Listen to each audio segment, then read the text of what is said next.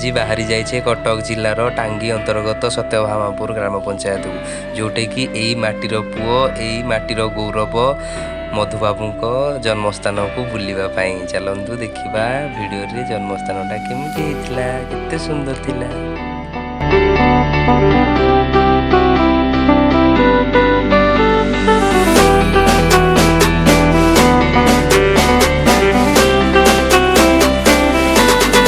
किछि बाट गाड़ी रे अतिक्रम कलापर आम आसी पहुँची जाइचु आमर उत्कलर गौरव मधुसूदन दास को जन्मपीठ रे। केते सुंदर देखा जाउची देखंतु।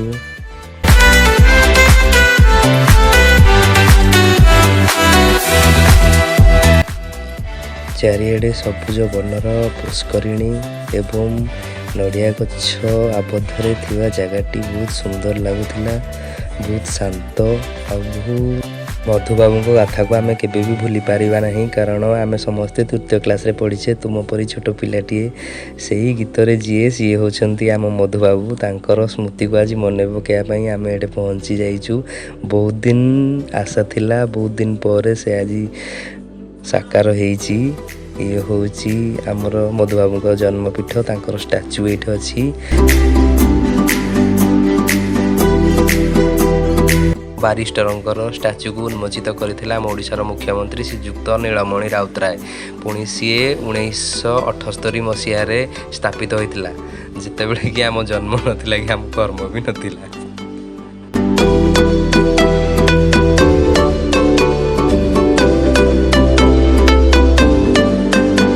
सुंदर शिलारे निर्मित अग्रपूज्यंक मूर्ति। एंट्रांस रो ठीक बाम पार्श्वरे राष्ट्रमाता कस्तूरबांकर प्रतिमूर्ति थिला।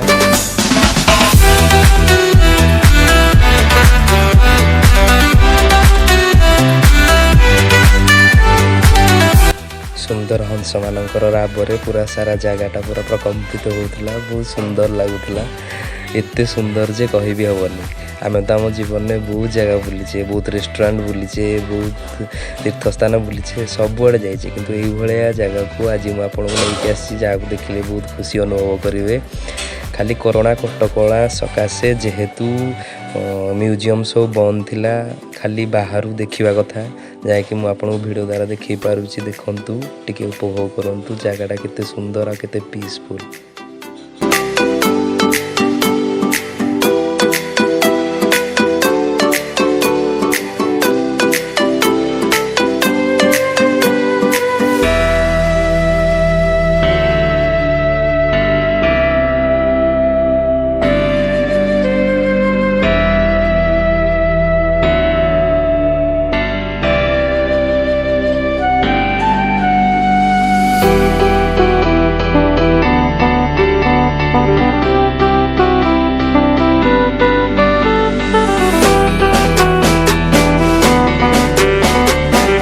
मैं जाऊे मधुबाबूर एंतुड़ीशाल को, जो एंतुड़ीशाल से छोटू बड़ होते।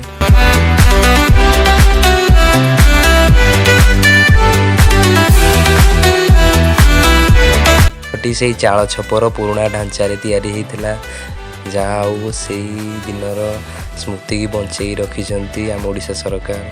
बहुत गर्व आ बहुत प्राउड फील करुच्ची मु आज।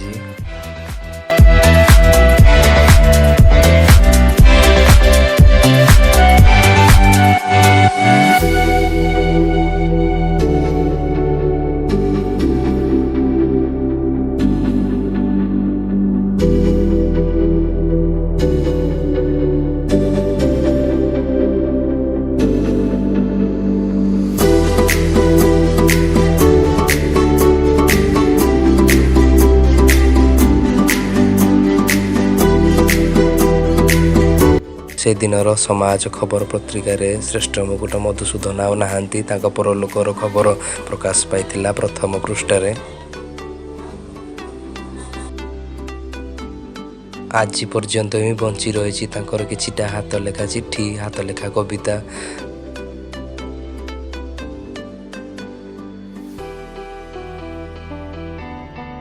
आई होप कि भिडियोटी आपको भल लगी जदि भिडियोटी भल लगे ताहले सब्सक्राइब लाइक शेयर करने भूलें।